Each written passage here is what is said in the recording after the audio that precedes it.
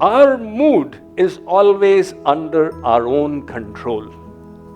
How we choose to feel or think is a decision that we make. People who do not realize this find themselves at the disposal of the environment, and they feel that the key to their moods lies outside. So anybody, by virtue of their behavior, can make them do a mood off or a mood on.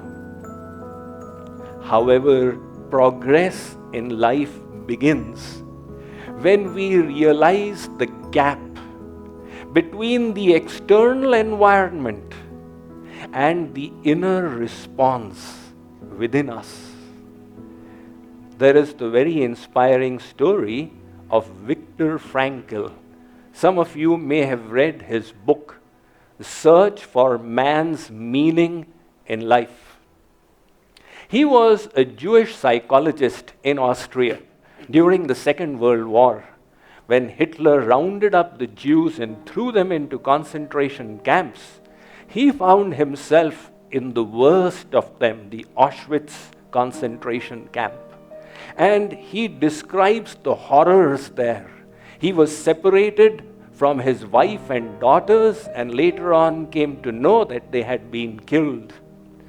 He says, along with my brothers, we used to be walking through the night, not knowing where we were going, without wearing sufficient clothes, and uncertain whether we would be alive the next day. In those most horrifying conditions, Viktor Frankl discovered one freedom that nobody could snatch away from him.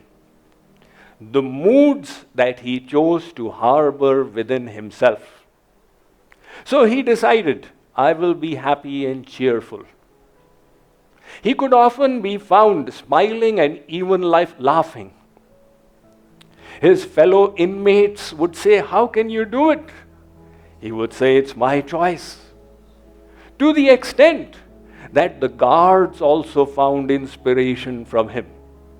He decided he would live through this ordeal, and finally, when he would be released from there, he would announce his discovery to the world.